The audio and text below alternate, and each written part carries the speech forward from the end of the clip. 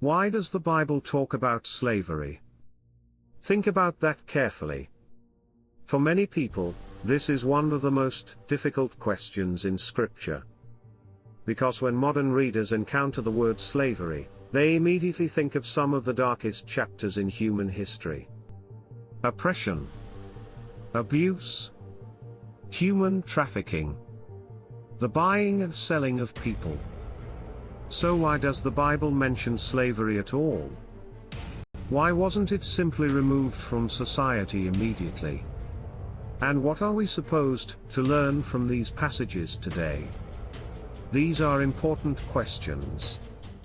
And they deserve careful thought. Because maybe the story is deeper than many people realize. First, we need to understand something important. The Bible was written in a world very different from our own. Ancient societies operated differently. Governments were different. Economies were different. Social structures were different. Many of the systems people take for granted today did not exist. There were no modern welfare programs. No unemployment benefits. No social safety nets. When people lost everything, they often had very few options for survival. And that historical context matters.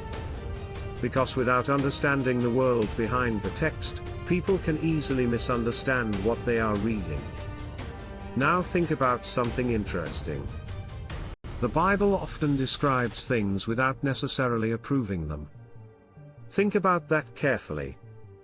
Scripture records wars, failures, betrayals, violence, human mistakes. The fact that something appears in the Bible does not automatically mean it is being celebrated.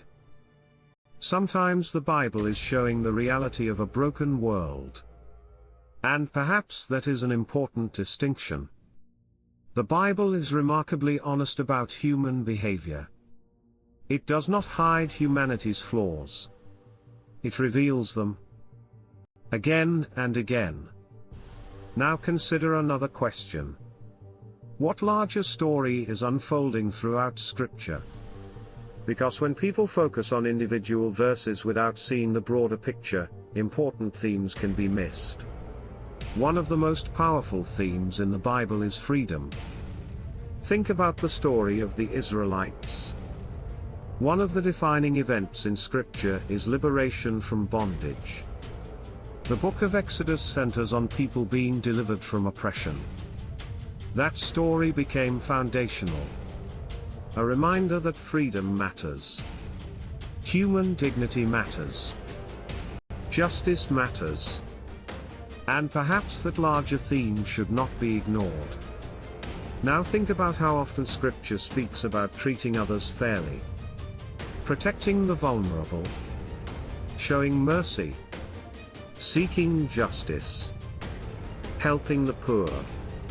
Defending those without power. These themes appear repeatedly.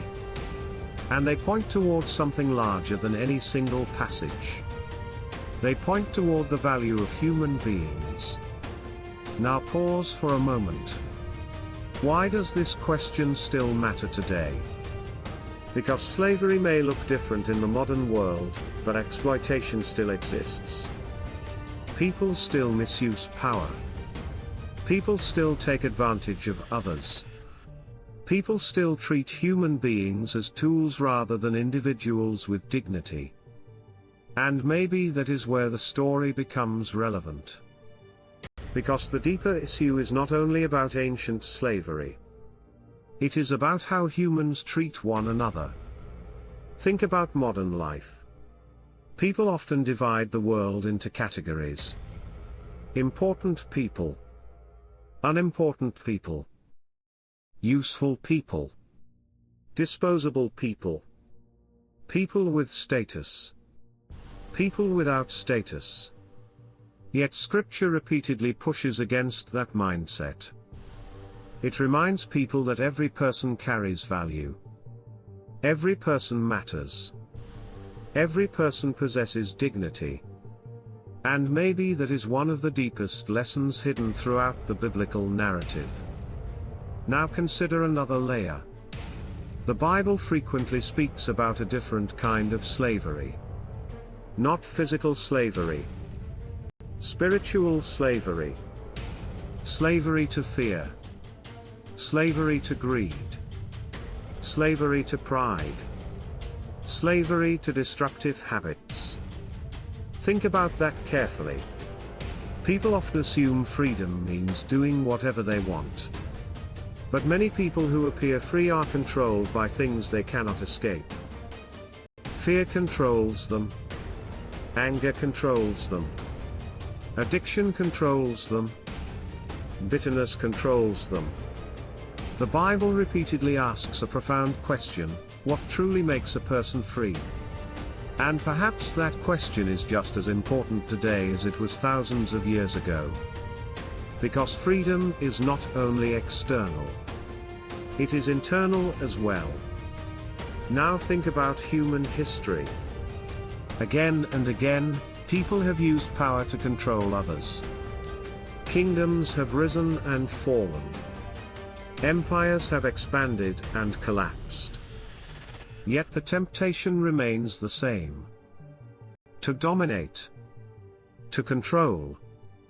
To place personal interests above the dignity of others. And perhaps that is why these difficult passages continue to provoke discussion. They force people to confront uncomfortable realities about human nature. Not just ancient human nature. Modern human nature. Because the desire for power did not disappear. The temptation to exploit others did not disappear. The struggle between justice and self-interest did not disappear. Those battles continue today. Now think about the broader message of Scripture. Again and again, the story moves toward restoration. Toward justice. Toward compassion. Toward reconciliation. Toward human dignity. And perhaps that trajectory is important. Because the Bible is not simply a collection of isolated verses. It is a story. A story about brokenness. A story about redemption. A story about people learning what it means to treat one another with dignity and respect. And maybe that is why this topic remains so important.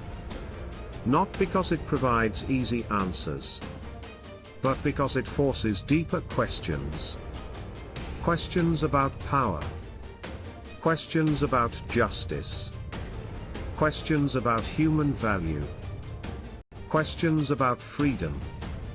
Now think about your own life. Most people are not deciding whether to own slaves.